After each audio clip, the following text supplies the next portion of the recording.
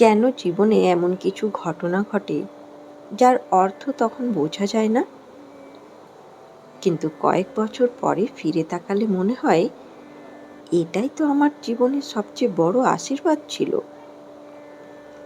কেন কখনো সব দরজা বন্ধ হয়ে যায়, অথচ ঠিক সেই সময়ই অন্য একটি নতুন পথ খুলে যায়। কেন কিছু মানুষ আমাদের জীবন থেকে চলে যায়, অথচ পরে বুঝতে পারি তাদের চলে যাওয়াই ছিল আমাদের মঙ্গলের জন্য। আর কেন কঠিন সময়ে যখন মনে হয় সব শেষ, তখনও কোথা থেকে যেন এক অদৃশ্য শক্তি আমাদের ভেঙে পড়তে দেয় না। এই সব কি শুধু কাকতালীয়, নাকি সত্যিই এমন একজন আছেন যিনি আমাদের অদৃশ্যভাবে রক্ষা করছেন? আজ আমরা আলোচনা করব ঈশ্বর আপনার হাত ধরে এগিয়ে নিয়ে চলেছেন এর এমন 5টি লক্ষণ, যা শাস্ত্র, শ্রী শ্রী রামকৃষ্ণ, শ্রী মা সারদা দেবী এবং স্বামী বিবেকানন্দের জীবন বাণীর আলোকে বোঝা যায়। আমরা সাধারণত মনে করি ঈশ্বর যদি আমাদের সঙ্গে থাকেন তাহলে জীবনে কোনো কষ্ট থাকবে না, কিন্তু সত্যিই কি তাই? শ্রী শ্রী রামকৃষ্ণদেব বলতেন, মানুষের জীবনে সুখ দুঃখ, লাভ ক্ষতি, মিল বিচ্ছেদ এসব থাকবে।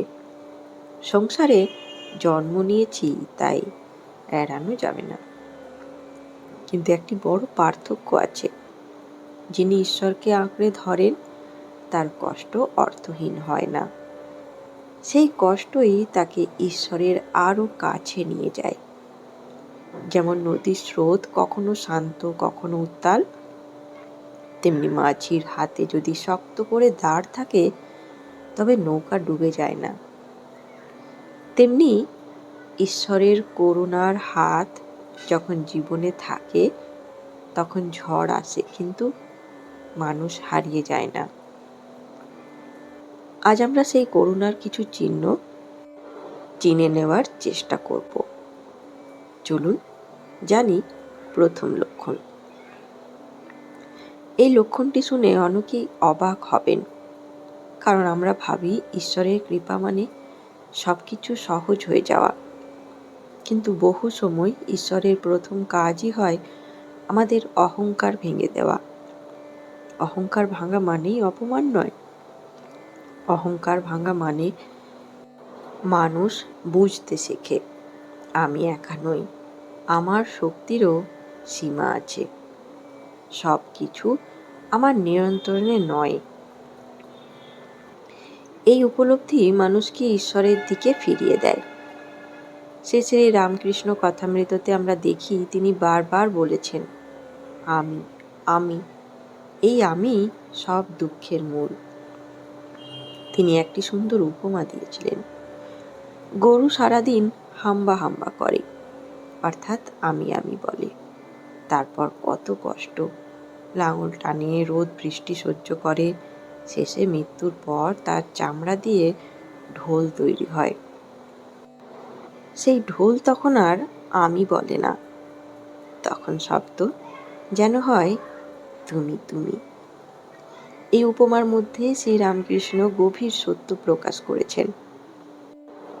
যতক্ষণ মানুষ শুধু নিজের শক্তির উপর নির্ভর করে ততক্ষণ অশান্তি থাকে, আর যখন সে আন্তরিকভাবে বলে, হে প্রভু তুমি জানো, তুমি পথ দেখাও, ঠিক তখন থেকেই অন্তরের পরিবর্তন শুরু হয়। হয়তো আপনি একসময় ভাবতেন আমি সব পারি, কিন্তু জীবনের কোনো এক কঠিন ঘটনা আপনাকে থামিয়ে দিয়েছে। হয়তো প্রিয় মানুষ চলে গেছেন, হয়তো কাজ হারিয়েছে, হয়তো অসুস্থতা এসেছে। প্রথমে মনে হয়েছে সব শেষ, কিন্তু সেই ঘটনা আপনাকে প্রার্থনা করতে শিখিয়েছে, নাম জপ করতে শিখিয়েছে, ঈশ্বরের সীমাবদ্ধতা স্বীকার করতে শিখিয়েছে। তাহলে বিশ্বাস করুন, এটি দুর্বলতার লক্ষণ নয়, এটি ঈশ্বরের কাজ শুরু করার লক্ষণ। শ্রীমা বলেছিলেন, মানুষ নিজের জোরে কিছু করতে পারে না, সবই তার ইচ্ছায় হয়। এই কথার অর্থ অলস হয়ে বসে থাকা নয়, বরং নিজের কর্তব্য করে ফল ঈশ্বরের হাতে সমর্পণ করা। যে মানুষ ধীরে ধীরে এই শিক্ষা গ্রহণ করতে পারে, তার জীবনে এক আশ্চর্য শান্তি আসে। তাই জীবনে যদি এমন সময় আসে যখন নিজের অহংকার ভেঙে যাচ্ছে, নিজেকে ছোট মনে হচ্ছে, আর সেই অবস্থায় আপনার মন ঈশ্বরের দিকে ফিরে যাচ্ছে, তবে ভয় পাবেন না। সম্ভবত এটাই প্রথম লক্ষণ। ঈশ্বর আপনার হাত ধরে নতুন জীবনের পথে নিয়ে চলছেন। কারণ তিনি কখনো শুধু আমাদের ইচ্ছে পূরণ করেন না, তিনি আমাদের পরিবর্তন করেন। আর মানুষের সবচেয়ে বড় পরিবর্তন শুরু হয় অহংকার থেকে বিনয়ের পথে। এবার দ্বিতীয় পর্ব। আমরা সবাই চাই জীবনে যা পরিকল্পনা করি সব যেন ঠিক সেইভাবেই ঘটে। কিন্তু বাস্তব জীবন কি কখনো আমাদের পরিকল্পনা মেনে চলে? কতবার এমন হয়েছে, আপনি একটি কাজ খুব মন দিয়ে করলেন, কিন্তু সফল হলেন না। যাকে নিজের মানুষ ভেবেছিলেন তিনি একদিন দূরে চলে গেলেন। যে সুযোগটি পাওয়ার জন্য বহুদিন অপেক্ষা করেছিলেন সেটিও হাতছাড়া হয়ে গেল। সেই সময় মনে হয়, ঈশ্বর কেন আমার সঙ্গে এমন করলেন? কিন্তু অনেক বছর পরে ফিরে তাকিয়ে কখনো মনে হয়েছে ভালোই হয়েছে তখন সেটা হয়নি, হলে হয়তো আজকের জীবনটা অন্যরকম হয়ে যেত। এটাই তো উপলব্ধি, অনেক সময় ঈশ্বরের করুণার প্রথম পরিচয়। শ্রী রামকৃষ্ণদেবের জীবনে আমরা দেখি, দক্ষিণেশ্বর মন্দিরে পূজারীর কাজ করতে গিয়েও তার মন কখনো কেবল নিয়মের মধ্যে আটকে থাকেননি। তিনি বারবার মায়ের কাছে আকুল হয়ে বলতেন, মা, তুমি কি সত্যিই আছো? যদি থাকো তবে আমাকে দেখা দাও। দিনের পর দিন কেটে যাচ্ছে, মায়ের দর্শন হচ্ছে না। তার অন্তর যেন অসহ্য ব্যাকুলতায় ভরে উঠছে। একদিন সেই বিরহ এমন চরমে পৌঁছালো যে তিনি ভাবলেন, মায়ের দেখা যদি নাই পায় তবে এই জীবন রেখে কি হবে। ঠিক সেই গভীর আকুলতার মুহূর্তেই তার জীবনে ঘটল সেই মহান আধ্যাত্মিক অভিজ্ঞতা, যার কথা তিনি পরে বহুবার ভক্তদের বলেছেন। তিনি অনুভব করতেন চৈতন্যময়ী জগৎজননীর জীবন্ত উপস্থিতি। যে অপেক্ষা এতদিন তাকে কাঁদিয়েছিল, সেই অপেক্ষায় তাকে ঈশ্বর প্রাপ্তির দ্বারে পৌঁছে দিল। যদি প্রথম দিনই সব পেতেন, তবে কি সেই ব্যাকুলতা জন্মাতো, সেই আত্মসমর্পণ হতো? সম্ভবত না। ঈশ্বর অনেক সময় দেরি করেন, কারণ তিনি আমাদের শাস্তি দিতে চান না, তিনি আমাদের প্রস্তুত করেন। আপনার জীবনেও হয়তো এমন কিছু ঘটনা আছে, একটি সম্পর্ক ভেঙে গেছে, একটি চাকরি হয়নি, একটি পরিকল্পনা ব্যর্থ হয়েছে। আপনি কেঁদেছেন, অভিমান করেছেন, হয়তো প্রার্থনাও করেছেন, কিন্তু কয়েক বছর পরে বুঝেছেন সেই পথ বন্ধ না হলে আজ যে শান্তি বা শিক্ষা পেয়েছেন তা কখনো পেতেন না। যখন জীবনের কোনো দরজা বন্ধ হয়ে যায় তখন সঙ্গে সঙ্গে তাকে অভিশাপ দেবেন না। কখনো কখনো সেটি নতুন পথের সূচনা। শ্রী রামকৃষ্ণদেব বলতেন, মানুষের বুদ্ধি সীমিত। আমরা আজ যা ভালো মনে করি তা সত্যি ভালো কি না তা সব সময় বুঝতে পারি না, কিন্তু ঈশ্বর সম্পূর্ণ পথটি দেখেন। তাই অনেক সময় তিনি আমাদের এমন পথ থেকে ফিরিয়ে আনেন যার শেষ প্রান্তে দুঃখ অপেক্ষা করে আছে। সেই কারণে কোনো কোনো প্রার্থনার উত্তর তিনি না দিয়ে দেন, আর সেই না এর মধ্যেও লুকিয়ে থাকে তার অসীম স্নেহ। এবার তৃতীয় লক্ষণ। এক সময় ছিল হয়তো আপনার সারা দিন কেটে যেত সংসারের ব্যস্ততায়। ঈশ্বরের কথা খুব একটা মনে পড়তো না। নাম জপ, প্রার্থনা, শাস্ত্রপাঠ এসবের প্রতি বিশেষ আগ্রহ ছিল না। কিন্তু হঠাৎ একদিন দেখলেন কি যেন বদলে যাচ্ছে। অকারণেই ঠাকুরের ছবি দেখতে ইচ্ছে করছে, মায়ের কথা শুনলে মন শান্ত হচ্ছে, স্বামীজির বাণী পড়তে ভালো লাগছে, কাজের ফাঁকে ফাঁকে নাম জপ করতে ইচ্ছে করছে। কেউ জোর করেনি, কেউ বাধ্য করেনি, তবু মন নিজেই ঈশ্বরের দিকে টান অনুভব করছে। এই টান কি শুধু মানসিক পরিবর্তন? শ্রী রামকৃষ্ণদেব এর উত্তর দিয়েছেন, যার ডাক এসেছে সে একদিন না একদিন তার কাছে পৌঁছবে। তিনি আরো বলতেন, ঈশ্বরের কৃপা না হলে তাকে জানবার ইচ্ছেও মানুষের মনে জাগে না। ঈশ্বরকে পাওয়ার আকাঙ্ক্ষাও তারই কৃপা। নরেন্দ্রনাথ দত্ত সত্যের সন্ধানে একের পর এক সাধু মহাপুরুষের কাছে গিয়েছেন। সবাইকে একটি প্রশ্ন করতেন, আপনি কি ঈশ্বর দেখেছেন? এই প্রশ্নই ছিল কেবল কৌতূহল নয়, ছিল সত্যকে জানার তৃষ্ণা। অবশেষে যখন তিনি শ্রী রামকৃষ্ণের কাছে এলেন, তখন তিনি উত্তর পেলেন, হ্যাঁ, আমি তাকে দেখেছি, তোমাকেও দেখাতে পারি। সেই একটি সাক্ষাৎকার নরেন্দ্রনাথের প্রথম জীবন বদলে দিল। বন্ধুগণ, যদি দেখেন আগের মতো আর শুধু বাহ্যিক সাফল্য আপনাকে আনন্দ দেয় না, মনের গভীরে এক অদ্ভুত শান্তির খোঁজ জেগেছে। ঈশ্বরকে জানতে, তার নাম স্মরণ করতে, তার কথা শুনতে ভালো লাগে, তবে এটিকে ছোট করে দেখবেন না। এটি কেবল আপনার সিদ্ধান্ত নয়, এটি হতে পারে ঈশ্বরেরই নীরব আহ্বান। তিনি ধীরে ধীরে আপনার হাত ধরে আপনাকে নিজের দিকে টেনে নিচ্ছেন।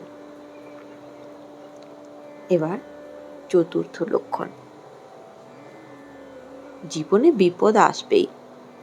এ কথা শ্রী রামকৃষ্ণ কখনো অস্বীকার করেননি। তিনি কখনো বলেননি ভক্ত হলে দুঃখ দূরে থাকবে, বরং তিনি দেখিয়েছেন ঈশ্বরের আশ্রয় নিলে মানুষ দুঃখের মধ্যেও দাঁড়িয়ে থাকতে শেখে। বাইরের ঝড় সবসময় থামে না, কিন্তু অন্তরের ভিত শক্ত হয়ে যায়। এবার শ্রী মা সারদার জীবনের শিক্ষা। শ্রী মা সারদা দেবীর জীবন ছিল আশ্চর্য সহনশীলতার জীবন।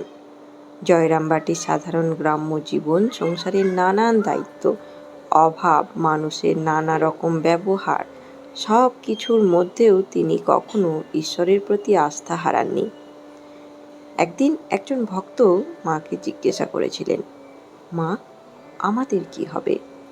মা অত্যন্ত স্নেহ ভরে বলেছিলেন, ভয় কি, সর্বদা জানবে তোমাদের পেছনে একজন মা আছেন।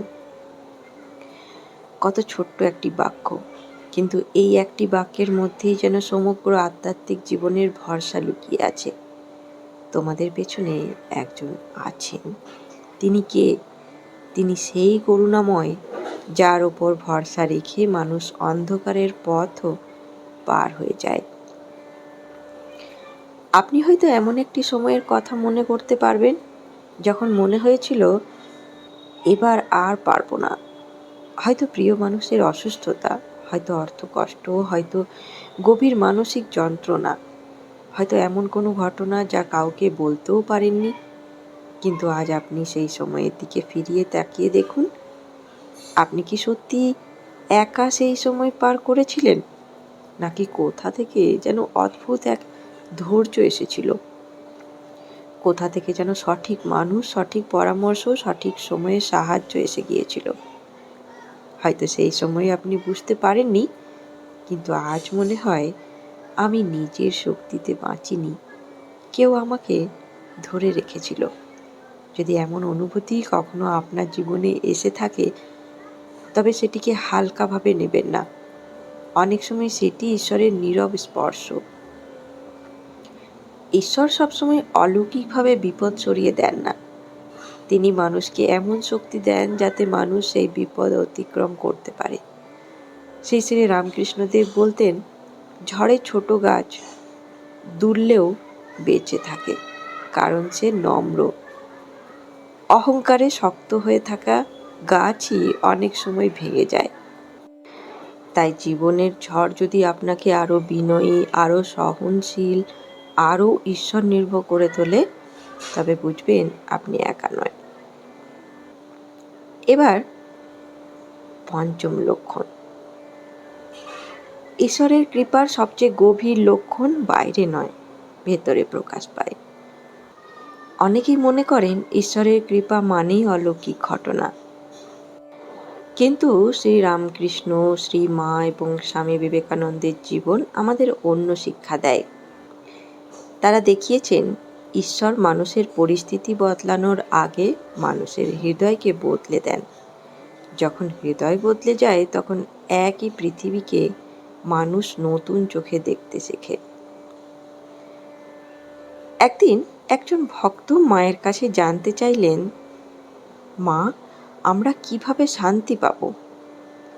মা খুব সহজ ভাষায় বললেন, যদি শান্তি চাও, কারোর দোষ দেখো না, দোষ দেখবে নিজের।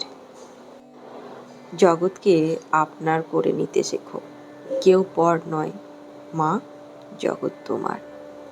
এই কয়েকটি বাক্যের মধ্যে কি অপরিসীম আধ্যাত্মিক সত্য লুকিয়ে আছে। আমরা অধিকাংশ সময় কষ্ট পাই, কারণ আমরা সব সময় অন্যের দোষ দেখি, অন্যকে বদলাতে চাই, অন্যের আচরণের বিচার করতে করতে নিজের মনকে অশান্ত করে ফেলি। কিন্তু যখন ঈশ্বরের কৃপা মানুষের হৃদয়ে কাজ করতে শুরু করে, তখন সে ধীরে ধীরে অন্যের প্রতি কঠোর হওয়া ছেড়ে দেয়। সে বুঝতে শেখে, প্রত্যেক মানুষ নিজের মতো করে সংগ্রাম করছে, প্রত্যেকেই দুঃখে আছে, প্রত্যেকেই ঈশ্বরের সন্তান। স্বামী বিবেকানন্দ বলেছিলেন, জীবে প্রেম করে যেই জন, সেই জন সেবিছে ঈশ্বর। এই বাণী কেবল কবিতার পংক্তি নয়, এটি এক জীবনের সাধনা। যখন আপনি মানুষের মধ্যে কেবল ত্রুটি নয়, ঈশ্বরের উপস্থিতিও অনুভব করতে শুরু করবেন, তখন বুঝবেন আপনার দৃষ্টি বদলাতে শুরু করেছে। আর এই পরিবর্তন নিজের চেষ্টায় পুরোপুরি সম্ভব নয়, এটি ঈশ্বরের কৃপায় অন্তরের পরিশুদ্ধির লক্ষণ। এবার নিজের জীবনের দিকে একবার তাকিয়ে দেখুন। আগে হয়তো ছোট্ট ছোট্ট ঘটনায় খুব রাগ হতো, ক্ষমা করতে পারতেন না, অন্যের সুখে মন পড়তো, অন্যের সাফল্যে কষ্ট হতো। কিন্তু এখন হয়তো আগের মতো প্রতিক্রিয়া হয় না। রাগ এলেও দ্রুত শান্ত হয়ে যান, কারোর জন্য অন্তর থেকে প্রার্থনা করতে পারেন, কাউকে ক্ষমা করতেও কষ্ট হলেও চেষ্টা করেন। মানুষের দুঃখ দেখলে মন কেঁদে ওঠে। যদি এমন পরিবর্তন আপনার মধ্যে ধীরে ধীরে ঘটে, তবে এটিকে কখনো দুর্বলতা ভাববেন না, এটি হতে পারে ঈশ্বর আপনার হৃদয়কে স্পর্শ করেছেন। তাহলে চলুন আজকের এই 5টি লক্ষণ আবার একবার মনে করে নেওয়া যাক। প্রথম লক্ষণ, আপনার অহংকার ভেঙে বিনয় জন্মাতে শুরু করেছে। দ্বিতীয় লক্ষণ, জীবনের কিছু দরজা বন্ধ হয়েছে, কিন্তু পরে বুঝেছেন সেটি ছিল আপনার মঙ্গল। তৃতীয় লক্ষণ, ঈশ্বরকে জানার, তার নাম স্মরণ করার আকাঙ্ক্ষা ক্রমশ গভীর হয়েছে। চতুর্থ লক্ষণ, প্রচণ্ড বিপদের মধ্যেও কোথা থেকে যেন অদ্ভুত শক্তি ও অদ্ভুত সাহস পেয়েছেন। পঞ্চম লক্ষণ, আপনার হৃদয়ে শান্তি, ক্ষমা, সহানুভূতি এবং সকলের মঙ্গল কামনা ধীরে ধীরে বৃদ্ধি পাচ্ছে। বন্ধুগণ, আমরা প্রায়ই ঈশ্বরকে খুঁজি বড় বড় অলৌকিক ঘটনার মাধ্যমে, কিন্তু হয়তো তিনি নীরবে আমাদের জীবনে কাজ করছেন। একটি প্রার্থনার মধ্যে, এক ফোঁটা অশ্রুর মধ্যে, একটি সৎ সিদ্ধান্তের মধ্যে, একটি ভুল থেকে শিক্ষা নেওয়ার মধ্যে, একটি ক্ষমার মধ্যে, একটি নাম জপের মধ্যে। শ্রী রামকৃষ্ণ আমাদের শিখিয়েছেন, আন্তরিকভাবে তাকে ডাকলে তিনি সাড়া দেন। শ্রী মা আমাদের আশ্বাস দিয়েছেন, ভয় কি, তোমাদের পেছনে একজন আছেন। স্বামী বিবেকানন্দ আমাদের শিখিয়েছেন, নিজেকে শক্ত করো, সত্যকে ভালোবাসো, মানুষের সেবা করো। তাই আজ যদি আপনার জীবনেও এই 5টি লক্ষণের একটিও দেখা যায়, তবে নিরাশ হবেন না। আপনার পথ হয়তো কঠিন, কিন্তু আপনি একা নন। যিনি নীরবে সূর্যকে উদয় করেন, ফুলকে ফুটিয়ে তোলেন, শিশুকে মায়ের কোলে নিরাপদ রাখেন, তিনিই হয়তো অদৃশ্যভাবে আপনার হাতও ধরে রেখেছেন। তার সময় আমাদের সময়ের মতো নয়, তার পরিকল্পনা আমাদের পরিকল্পনার মতো নয়, কিন্তু তার করুণা কখনো বৃথা যায় না। বন্ধুগণ, ভিডিওটি শেষ করার আগে আপনাদের কাছে একটি প্রশ্ন রেখে যেতে চাই। আপনার জীবনে এমন কোনো ঘটনা কি ঘটেছে, যা প্রথমে দুঃখের মনে হলেও পরে বুঝেছেন সেটিই ছিল ঈশ্বরের আশীর্বাদ? কমেন্টে জানাতে ভুলবেন না। আমি অপেক্ষায় থাকব। ধন্যবাদ। ভালো থাকবেন। জয় ঠাকুর, জয় মা, জয় স্বামীজি।